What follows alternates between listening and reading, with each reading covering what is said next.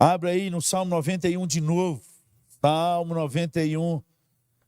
Quero que você lê de novo. A gente vai falar um pouco sobre algumas coisas que tem nesse salmo para despertar o seu coração. A fé vem pelo ouvir a palavra de Deus. E quanto mais você meditar, você vai ter sucesso. Meditar de dia e de noite. É resmungar a palavra. Meditação é resmungo.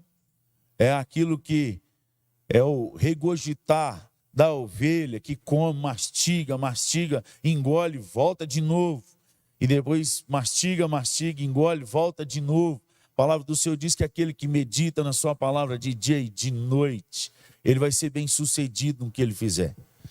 Ele vai ser como árvore plantada junto a ribeiro de águas, que no devido tempo, não é em todo o tempo, é no devido tempo, dá o seu fruto. E a folhagem não murcha. Aliás, esses que meditam na palavra do Senhor é aqueles que são gerados fé no coração para acreditar na palavra. E esses que confiam no Senhor, o mais o Senhor faz. Esses que confiam no Senhor, agrada o coração do Senhor. E agradando o coração do Senhor, Ele satisfaz os desejos do teu coração. Salmo 37, lê lá e você vai ver que isso são promessas de um Deus que não pode mentir. Mas hoje, Salmo 91, vamos ler de novo aí.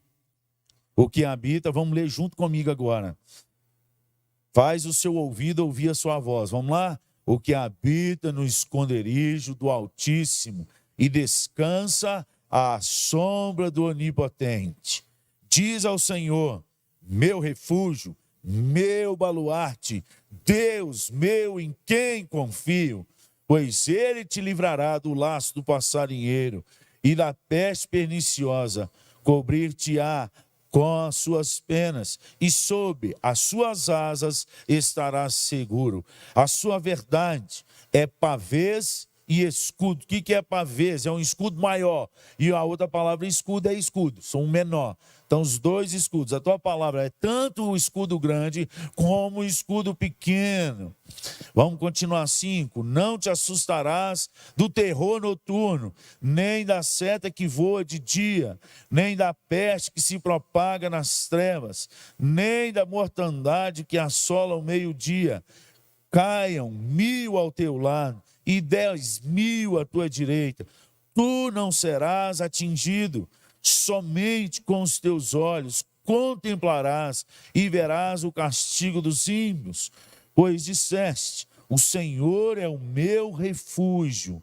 Fizeste do Altíssimo a tua morada. Nenhum mal te sucederá, praga nenhuma chegará à tua tenda, porque aos seus anjos dará ordens a teu respeito, para que te guardem em todos os teus caminhos. Eles te sustentarão nas suas mãos, para que não tropeçares em alguma pedra. Pisarás o leão e a áspide, calcarás aos pés o leãozinho e a serpente, porque a mim se apegou com amor. Eu o livrarei, pô-lo-ei a salvo, porque conhece o meu nome. Ele me invocará e eu lhe responderei. Na sua angústia eu estarei com ele, livrá-lo-ei e o glorificarei, saciá-lo-ei com longevidade e lhe mostrarei a minha salvação. Pai, em nome de Jesus, mais uma vez eu lhe suplico que eu diminua e o Senhor cresça. Amarra o roubador da semente, em nome de Jesus, ó Pai, anula a sua força nesse lugar aonde o teu povo está ouvindo essa mensagem. Ara o terreno duro do nosso coração, torna ele fértil, para que a boa semente possa cair e frutificar 30, 60 e 100 por um, que a gente diminua, que o Senhor cresça. Toma o teu lugar, meu Deus, toma a nossa mente, nosso coração, inunda a nossa alma. Ó Pai, que Lucas 12, 12 seja uma verdade na minha vida nessa hora. Que o Salmo 104, 4 seja uma verdade. Eu invoco ao Senhor. Ó Pai, põe fogo no meu coração e fogo no coração do teu povo. O fogo que liberta, o fogo que afasta o medo. No nome de Jesus. Amém e amém. Mas Salmo 91, como eu disse no começo do culto, é um salmo que o nosso inimigo tenta desacreditar no nosso coração. Tamanha promessa de Deus nesse salmo. Foi o salmo que ele citou para Jesus, o versículo 11. Quando Jesus começou a atacar a palavra nele, falar, está escrito, está escrito. E aí ele foi e citou, também está escrito, aos teus anjos dará a ordem que te guardem. Se és filho de Deus, pula daqui. Só que ele fez um sofisma. O que é um sofisma? Um sofisma é uma verdade com um pouco de mentira. Qual é a parte da verdade? A parte que ele citou da palavra. Está escrito, se és filho, a palavra de Deus diz, aos teus anjos dará a ordem que te guardem. Isso é verdade, palavra. Se és filho de Deus, então, pula daí para eles te guardar. Isso não está escrito. Que te guardem em todos os teus caminhos, em todas as tuas puladas, não. Então, nós precisamos aprender a ficar com o que está escrito. E o diabo é mestre em fazer isso. Ele tentou fazer com Jesus, não vai fazer com a gente. Então, ele tentou desacreditar. A gente lê e nem dá confiança. A alguns ele tentou supervalorizar e mistificar daqueles que guardam e abrem a sua Bíblia no Salmo 91 e põem dentro de casa para proteção, para mal olhado nenhum entrar. Isso é mistificação da palavra. Uma Bíblia aberta, um papel aberto na sua casa não te livra de nada. Como diz o seu Afrânio, igual essa máscara aí, não para bala nenhuma. A Bíblia aberta não vai parar bala nenhuma, nem seta nenhuma. Aliás, o diabo sabe ela de cor. Quando é que a palavra de Deus se torna uma verdade, se torna poderosa na minha vida e na sua vida? Quando o Salmo 21, ele vai virar a chave da verdade e ele vai manifestar as verdades nele escritas na minha vida e na sua vida. Quando a gente colocar a chave certa na porta certa.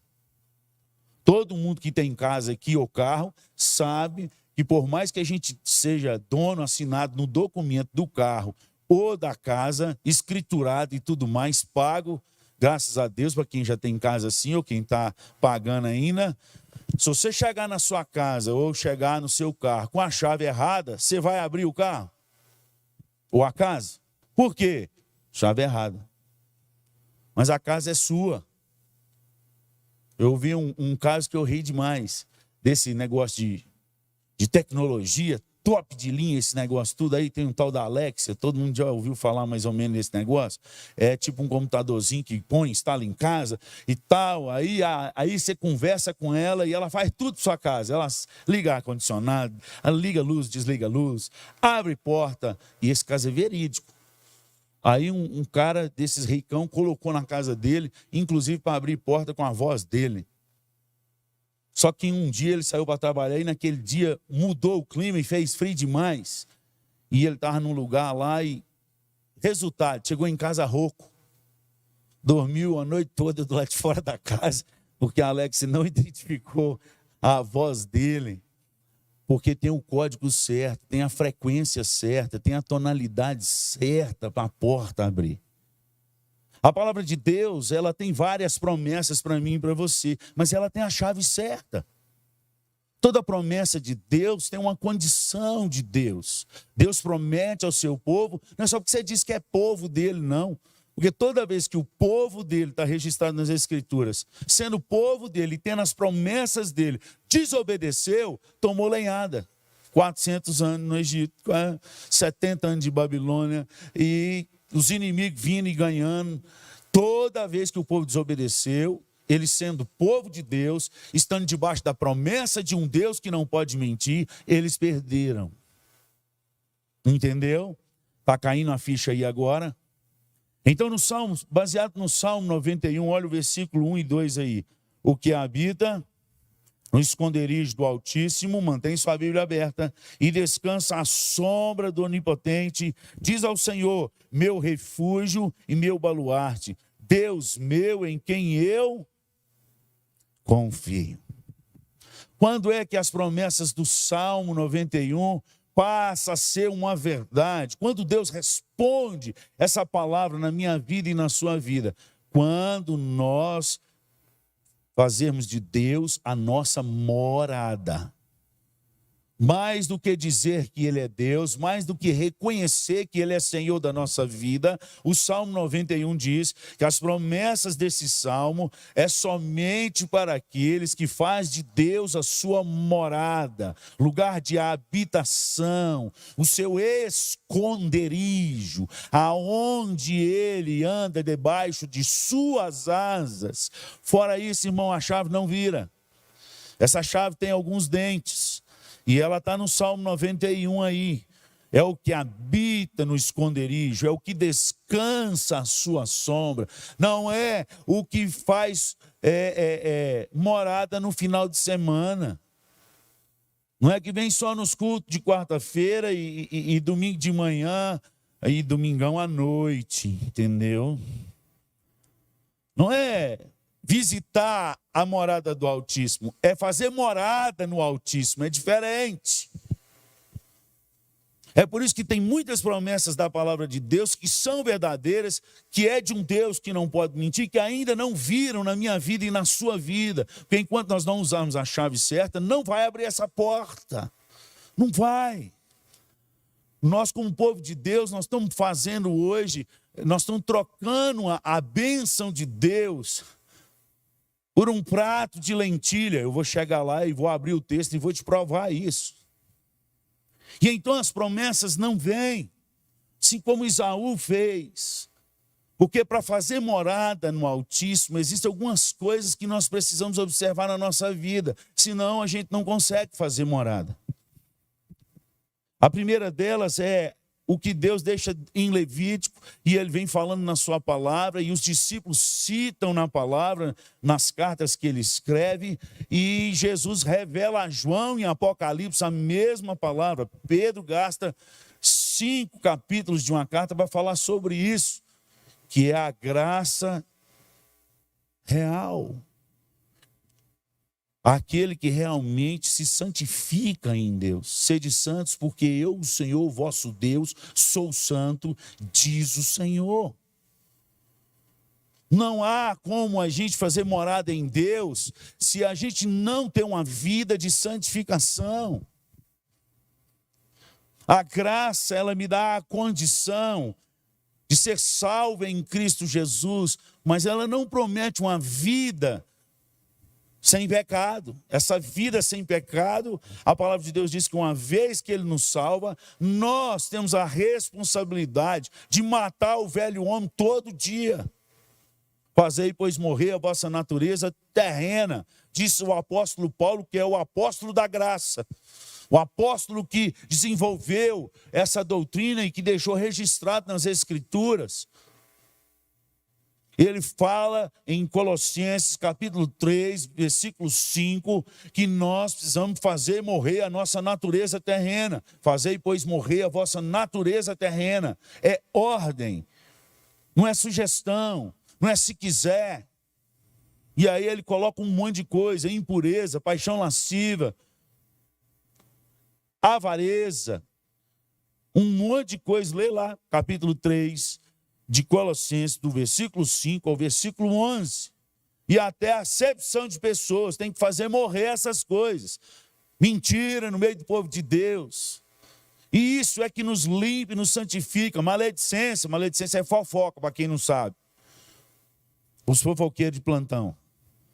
É para fazer morrer essas coisas. Se não fizer morrer essas coisas, não tem como fazer morada no Altíssimo, irmão. Me perdoem. A gente é salvo pela graça, mas fazer morada nele é só para quem se santifica. É a palavra de Deus que diz. É a palavra de Deus que diz que sem santidade ninguém vai ver a Deus. Vamos lá que agora eu vou te mostrar o prato de lentilha lá. Abre lá em Hebreus capítulo 12. Hebreus capítulo 12.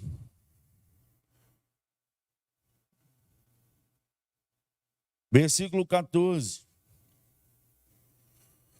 Olha o subtítulo que tem aí: exortação à paz e à pureza.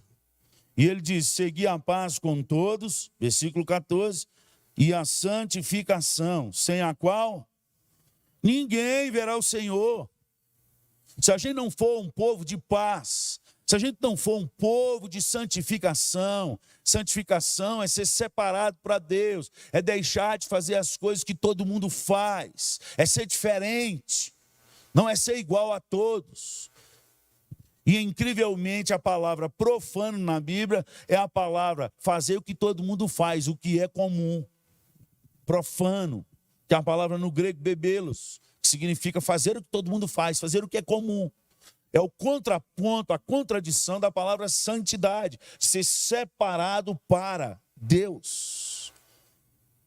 E se nós não santificarmos a nossa vida, a nossa língua, os nossos olhos, fazer pacto com os nossos olhos, com Deus, como fez Jó, fez pacto com os olhos, para não colocar os olhos numa virgem. Não existe cerca que segura olho. Mas existe pacto que segura, um pacto de santidade, um pacto de segurar a língua e decidir falar coisa que edifica. Se não edifica, não fale, cala a boca, no nome de Jesus.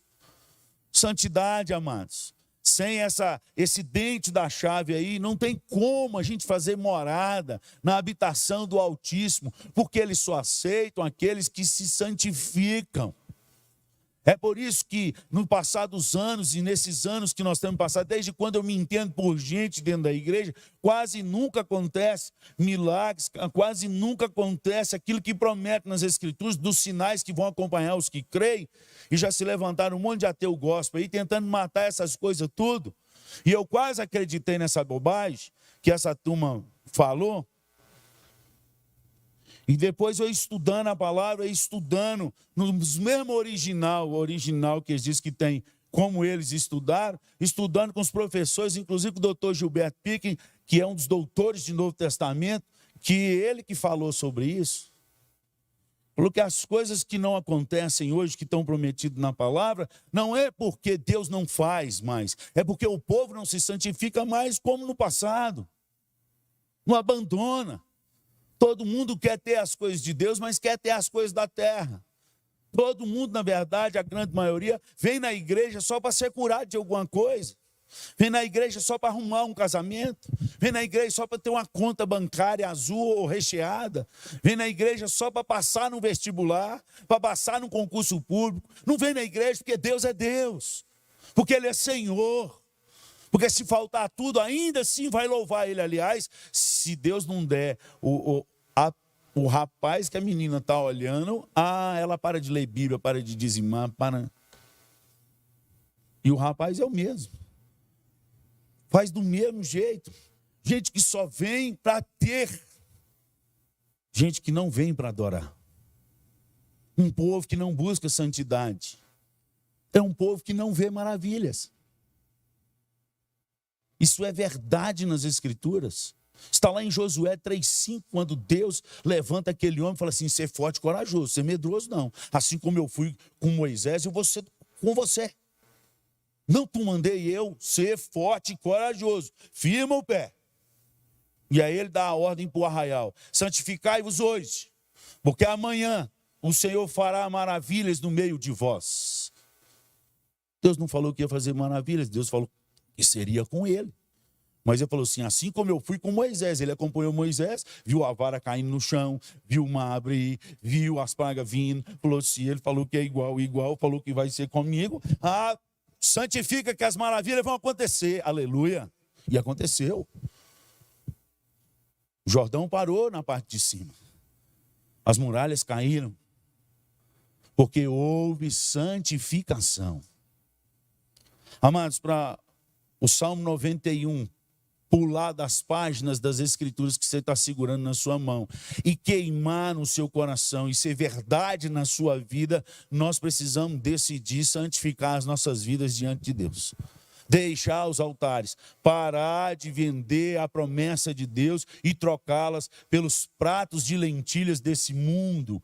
Está nesse contexto aí, olha, continua lendo aí em Hebreus, não volta no Salmo 91 ainda não, Hebreus 12, 14, no 15 diz assim: atentando diligentemente, é o contexto, de seguir a paz com todos e a santificação, sem a qual ninguém verá o Senhor.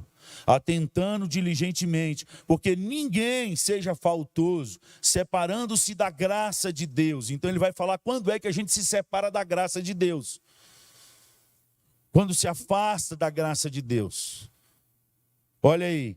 Nem haja alguma raiz de amargura que brotando vos perturbe, e por meio dela muitos sejam contaminados. Nem haja algum impuro ou profano, a palavra que eu te falei aí. Como foi Esaú? Como foi Esaú? Presta atenção nessa palavra. Por um repasto vendeu o seu direito de primogenitura, pois sabeis também que posteriormente, querendo herdar a bênção, foi rejeitado, pois não achou lugar de arrependimento, embora com lágrimas o tivesse buscado. Está no contexto de santificação. O escritor dessa carta colocou e lembrou a história de Esaú de vender a promessa de Deus por um prato de lentilha, num texto de santidade. Um texto de paz, seguir a paz e a santificação, e ele dá o contraponto. E o contraponto é fazer o que Esaú fez, profanando. Fazer o que todo mundo faz. No desespero, o que me vai valer essa bênção aí lá na frente? Depois eu corro lá na frente, agora eu quero resolver meu problema do agora. E pega o prato de lentilha, porque está com fome. Quantas vezes, amados, nós temos trocado as bênçãos de Deus por um prato de lentilha? É um acordo assim, vamos fazer um ajeitamento, que depois a gente pede a bênção de Deus. Quantas vezes você tem entrado dentro das igrejas, fazer acordo comercial com a manobra, fazer acordo salarial com manobra. Não, me manda embora para eu receber e tal, e eu te devolvo, não sei o quê. Ô gente, ou Deus é o Senhor da sua vida, ou esse mundo é o Senhor da sua vida. A Bíblia fala que aqui a gente vai perder, a gente não vai ganhar. Nós vamos sofrer aqui. Não existe esse negócio de ganhar aqui com ajeitamento, e eu estou debaixo da graça de Deus e continuar e está tudo jóia. O que eu mais tenho visto nas igrejas é gente que começa relacionamento que Deus não abençoa e depois quer consertar tudo no altar, quer que o pastor dá a bênção e quer que faz um negócio. Ô gente, vamos parar com isso. É por isso que os milagres não acontecem na igreja mais. Porque não há santificação. A palavra já deixou escrita como é que a gente tem que fazer. Ah, não, porque meu pai foi assim, minha mãe foi assim, meu tataravô foi assim. Problema deles, quando Jesus voltar, você vai ver o que vai acertar com eles. Mas isso não é o que está nas Escrituras. Nas Escrituras pede a gente para andar de acordo com o que Deus fala. Fica com esses namoros tudo torto e depois vem casar no altar de branco. Ah, tomar vergonha na cara. Eu sei que eu já perdi um monte de gente aqui que nem vai querer que eu faça o casamento dele. Não tem problema. É um favor que me faça. Mas nós precisamos fazer o trem certinho. E aí começa a repetir a história. Não, porque foi assim, mas deu errado. Mas aí a gente junta e fica tantos anos, depois pede a bênção para Deus. Não é assim não. Não é assim não, irmão. Em Frutal é assim, mas com Deus não é assim não. Com Deus é o seguinte, tem alguém que está juntado, quer casar diante de Deus, vem aqui na frente do altar e fala, pastor, nós queremos casar diante de Deus e nós somos juntados, nós queremos pedir perdão para a igreja, porque isso não é testemunho, isso é um testemunho ou um acabamunho, mas agora nós queremos servir a Deus de verdade e de fato e da maneira certa. Então nós vamos pedir perdão a Deus e perdão à igreja. Isso vai ecoar na cidade inteira. Aí eu faço casamento. De outra forma, irmão, não vem pedir para eu pedir a bênção, não faço. Tem que confessar que pecou, tem que confessar que está errado, tem que confessar, pastor, mas isso aí, confessar público, você não fez público? Não está morando já junto? Não fez? Todo mundo está sabendo? Ué, está igual lá em São Vicente, uma vez que eu fui fazer uma disciplina da menina lá, está lá, namoro de ceguinho de Jericó com o namorado, aí engravidou, não sei o que aconteceu lá, disse que perdeu o menino, disse que perdeu. Tomara que tenha perdido mesmo. Tomara que não tenha sido aborto. Falei, aí porque abortou, voltou para a igreja. Falei, voltou? Vai voltar disciplinado, vou te denunciar. Chamei lá no gabinete, falei, vou te denunciar. Não, pastor, pelo amor de Deus, meus avós não vão aguentar, eles têm problema no coração, vai morrer na igreja. Falei, se eles morrer crente, vai para o céu, porque eu vou falar. Pastor, você não pode fazer isso com eles. Você é minha filha, toma vergonha de sua cara. Você que fez isso com eles. Na hora que você estava fazendo esses trem tudo errado, você não pensou na bagaceira que ia dar, não. Eu só estou comunicando que está errado e que você precisa ser disciplinada. Pô, mas a família ficou com a raiva de mim. Sumiu da igreja. E eu continuei na igreja.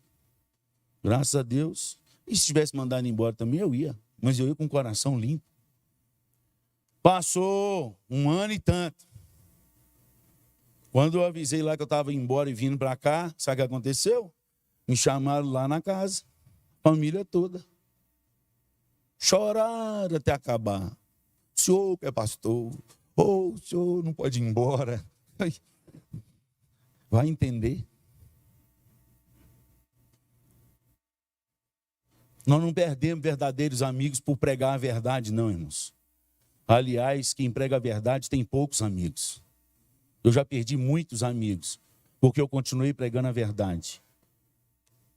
Esses anos aí agora, passado, tem pouco tempo, mais alguns amigos me abandonaram. Mas eu continuei firme na palavra. Nós temos que pregar a verdade, custe o que custar, doa quem doer. Porque nós precisamos ser curados, o noivo está às portas, e ele não vai sair tá noiva bagaceira, não.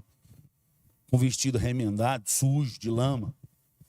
Ele fala para a gente manter as vestes limpas e o óleo na cabeça.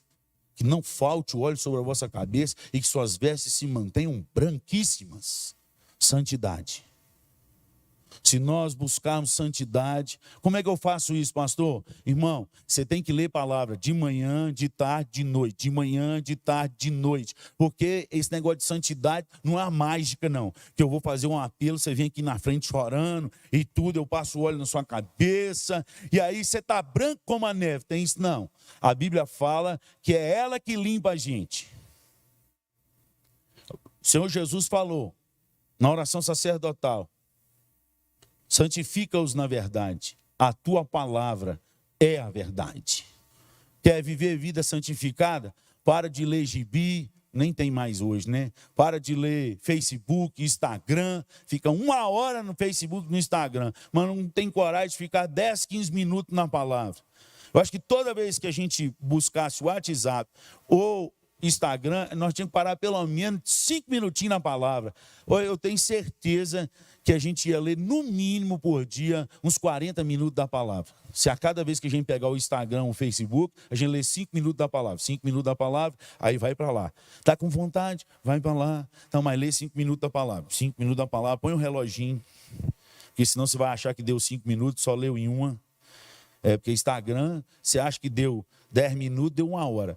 E a Bíblia, você acha que deu 30 minutos, só deu 5 minutos. O negócio é invertido. Começa a fazer isso, aumenta. Com o tempo, esse volume vai aumentar. Porque o que limpa a lama não é mais lama. E eu não vou ficar lameado porque o outro está mais lameado do que eu. Não, eu faço assim, mas fulano, ciclano. É a palavra que nos limpa, não é a sujeira do outro que nos limpa, não. Toda vez que a gente vai pregar sobre santidade, sobre essas coisas, a pessoa na igreja vem falando assim, é porque o senhor não conhece fulano, é oficial do senhor. Falou, irmão, a palavra pegou para você, se limpa, vai tomar banho, deixa o que o banho dele está reservado para mais tarde, no nome de Jesus. Fica apontando o outro mais imundo do que ele, o que fede mais. E aí eu te digo, a palavra de Deus vai ser uma verdade na sua vida? Não vai. Não vai. Por você apontar a sujeira do outro, você vai habitar no esconderijo do Altíssimo? Não vai.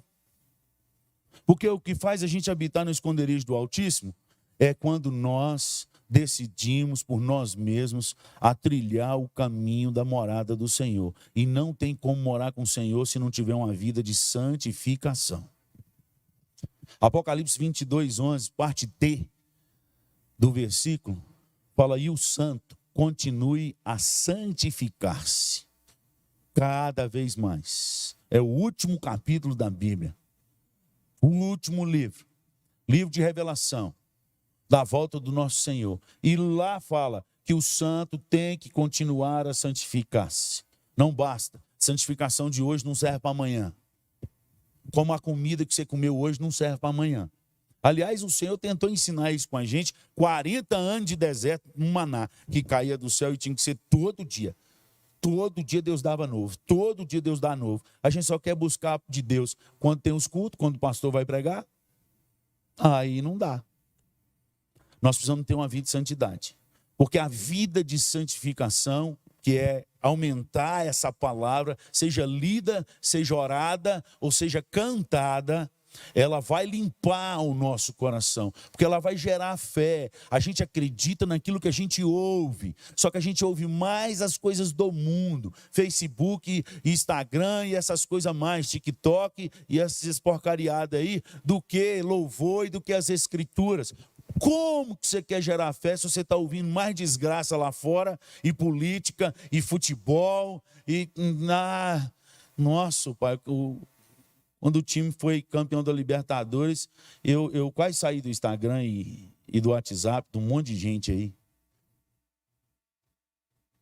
Porque os caras que não postam nada de versículo, nem da palavra de Deus, mas os miseráveis disparam a postar trem de futebol. Aí depois quer orar e quer que aconteça alguma coisa. Não vai acontecer nada não, irmão. Porque a boca fala do que está cheio o coração. A boca fala o que está cheio o coração. O que a gente posta já é o que saiu da boca. Seja no dedo, seja em áudio. E o que mais tem visto dentro das igrejas é um povo que está seguindo, está dentro da igreja, batendo no peito, dizendo que é eleito, mas a voz dele não condiz com o que ele fala. Porque ele não tem a paz de Deus, ele não exala a paz de Deus e a santificação. Ele faz o que todo mundo faz. Ele faz o que todo mundo faz na rua, ele faz o que todo mundo faz no futebol, ele faz o que todo mundo faz na internet, ele faz o que todo mundo faz. Eu não quero isso para mim. Essa é a nossa luta constante. Pastor, o senhor não faz, não? Ô, irmão, faço. Mas e aí? Falei, mas eu quero morrer todo dia. Falei, Deus, eu não quero mais esse negócio para mim. Me fortalece. E quanto mais você vai lendo as escrituras, mais vai distanciando esse negócio. Você pratica todo dia? Vai ser uma vez por semana. Você vai pedir perdão. Vai passar para 15 dias, vai passar para 3 meses, vai passar para 6 meses, vai passar para 1 ano. Vigiando e orando, vigiando e orando. Para não entrar em tentação, fala alto. Para não cair em tentação. Na verdade, a palavra lá do cair é puxar para si. Aí eles traduziram cair. Só que não é você cair na tentação, é a tentação cair em você, você puxando ela para cima. Vigiai e orai para que não puxeis a tentação para cair em vós. É a gente que puxa. Só um pouquinho. Entendeu? E Jesus falou para a gente vigiar aí. Se a gente tem sido tentado, não é? Está em pecado, não. No pecado já se lascou de com força. Aí vem o arrependimento e vem a reconstrução. Estou falando para a gente não cair. A gente tem que orar o suficiente para não entrar na tentação. Se a gente está entrando na tentação de xingar os outros, de ficar nervoso com os outros, de sair fora do esquadro, de não perdoar, é porque você orou pouco e vigiou quase nada. Porque a medida que Jesus deu é vigiar e orar para não. Então, o vigiar e o orar tem que ser para que a gente não entre em tentação. Para que a gente faça morada no Altíssimo. Fazer morada no Altíssimo tem que ter uma vida de santidade. Fazer morada no Altíssimo tem que guardar a sua palavra. Aquele que tem os meus mandamentos e os guarda, esse é o que me ama. João 14, 21. Vida de santidade, vida de guardar as escrituras. Praticar o que o Senhor nos falou. Ele falou para a gente andar segundo a vontade dEle. E a vontade dEle é que a gente ande como Jesus andou, debaixo das Escrituras. Amado, só assim o Salmo 91 vai ser uma verdade na nossa vida. E o Salmo 91 tem tanta promessa de Deus. O próprio Deus, ele vai tomar a frente. O próprio Deus, você lê o Salmo antes de dormir de novo, você vai ver aí, senão vamos ficar até amanhã falando sobre ele. Você vai ver, o versículo 14 diz assim: porque a mim se apegou com amor. Quem é que se apega a Deus com amor? Quem guarda os seus mandamentos. João 14, 21. Aquele que tem os meus mandamentos e os guarda, este é o que me ama. E aquele que me ama, eu amarei e o Pai o amará. E viemos para ele e nos manifestaremos a ele. Promessa de um Deus que não pode mentir. Pastor, mas alguma dessas palavras o senhor já pregou aqui na igreja. Ô irmão, e quando você começou a praticar? Tem muita gente que fica incomodada com o que eu prego e as palavras e os versículos que eu cito de cor aqui na igreja. Mas ele não incomoda com o time dele, que ele fica citando todo final de semana, e ele já falou comigo do time dele, já falou que ele gosta desse time dele, mas toda hora ele fica postando a porcaria do time dele lá, e eu tenho que aguentar. Agora eu quero pregar o mesmo versículo e a mesma palavra, e ele já acha que eu preguei demais. Nós estamos precisando crescer. Nós estamos precisando produzir. No nome de Jesus.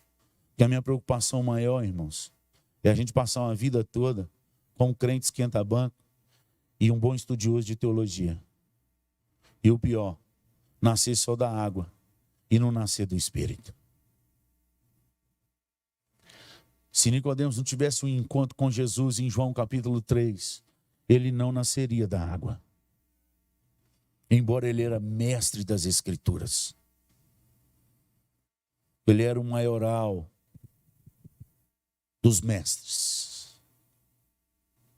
Mas aquele encontro mudou a vida dele.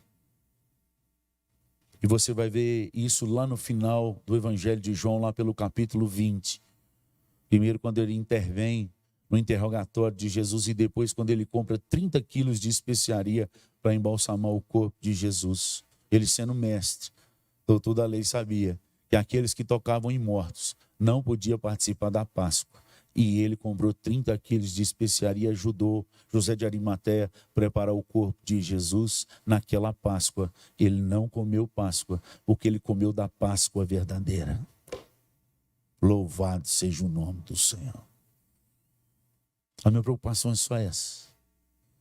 Você despertar para Deus, para que essas promessas sejam verdade na tua vida. De um Deus que não pode mentir e faz morada. Quem faz morada no Altíssimo experimenta o que o mundo não experimenta.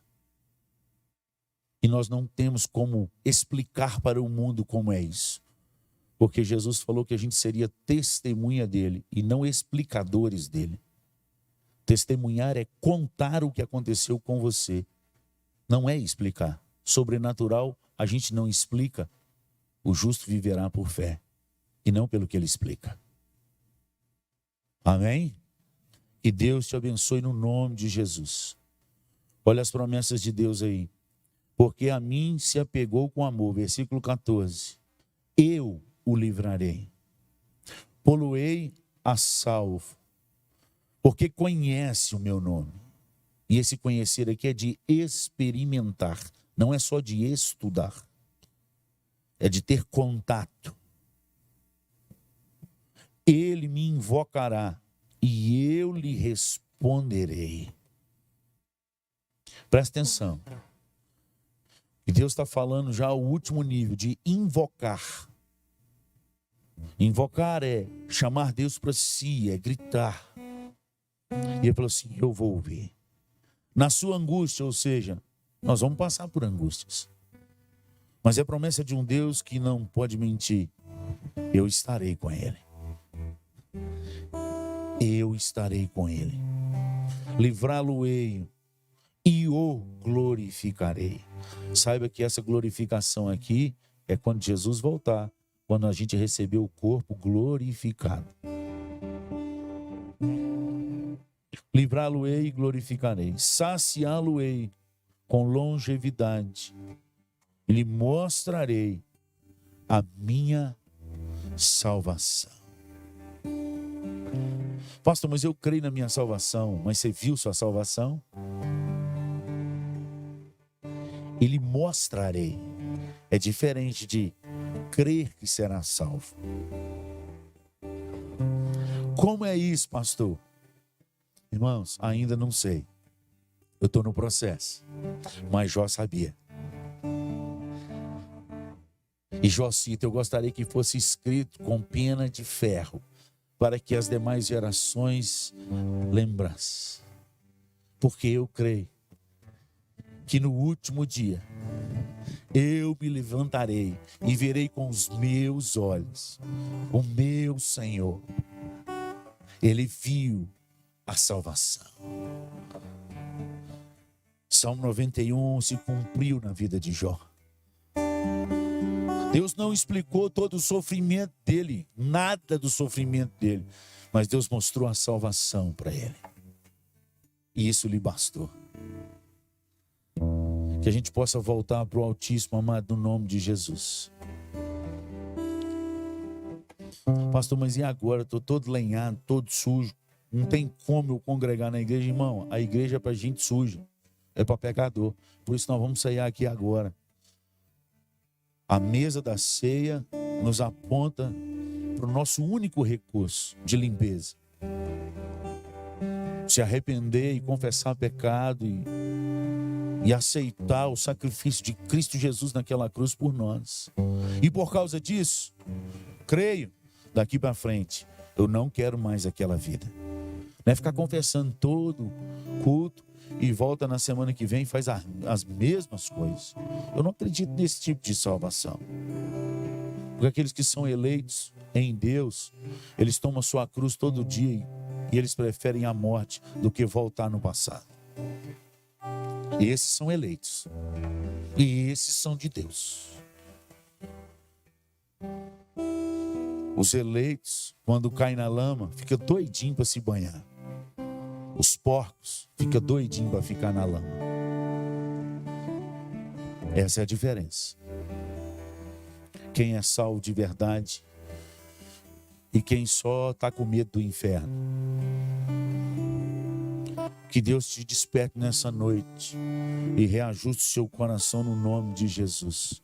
Porque disso depende toda a sua vida nesses últimos dias. Toda a sua vida. O andar debaixo das asas do Altíssimo. Porque são dias maus. E somente nesse refúgio que é o nosso Senhor, nós vamos encontrar descanso. Porque fora dele é só angústia e dor. Que Deus te traga nessa noite para esse caminho debaixo das asas. Que Deus te traga nessa noite e te santifique. Para ir muito em breve, você não só visitar o templo, mas fazer morada no Altíssimo. Permanecer nele. E então, as coisas do mundo não vai ter mais valor para você. Tendo um salário excelente ou quase não tendo salário, ainda assim você se alegrará no Senhor, porque você é liberto dessas coisas dessa vida. Você vai continuar agradecendo a Deus em toda e qualquer situação, porque você sabe aonde você vai dormir à noite, na morada do Altíssimo, todos os dias, até Ele nos buscar. Aleluia. Aleluia. O que habita no esconderijo do Altíssimo e descansa à sombra do Onipotente. Deus Elion e Deus Shaddai, o Deus Todo-Poderoso. Ele te completa e só Ele te completa. Por isso a promessa dele para o Pai da fé também é para nós. Todos aqueles que creem em Jesus Cristo, a palavra de Deus fala, se tornam filhos de Abraão. E com Abraão, Deus disse, anda na minha presença. Eu sou o Deus Todo-Poderoso. O Deus do Salmo 91. anda na minha presença, faz morada. Ali o texto, o verbo é o mesmo. E ser completo, ser perfeito. Que Deus te abençoe. E nessas tempestades você possa ser completo no Senhor, andando na sua presença. Vamos orar? Feche seus olhos. Pai, em nome de Jesus, nós clamamos a Ti e suplicamos nessa noite, continue limpando as nossas vidas, ó Pai. Perdoe os nossos pecados. Nós confessamos diante do Senhor que somos pecadores, que necessitamos do Teu perdão. Continue trazendo a sua igreja de volta, Pai, acordando a Tua noiva, preparando a noiva para o encontro com o noivo, limpando e lavando as vestes, dá-nos vestiduras brancas. O Senhor falou para buscar no Senhor, para comprar no Senhor vestiduras brancas. O ouro puro é do Senhor, e o colírio do Espírito, para que a gente possa enxergar. Traz essas coisas na nossa vida nessa noite, no nome de Jesus. Continue nos limpando pela palavra, no nome de Jesus. Continue purificando a Tua igreja, para que as Tuas maravilhas venham no poder do Teu Espírito, de um Deus que prometeu que os Teus sinais acompanhariam aos que creem. Que em Teu nome poriam as mãos nos enfermos e eles ficariam curados. Que em Teu nome receberiam dons, que em Teu nome seriam libertos. Cumpra a Tua palavra, ó Pai, na Tua igreja, no nome de Jesus. Continue nos levantando, para que essa cidade se torne uma cidade melhor, a começar de nós. Que a gente diminua e que o Senhor cresça, no nome de Jesus. Amém e amém.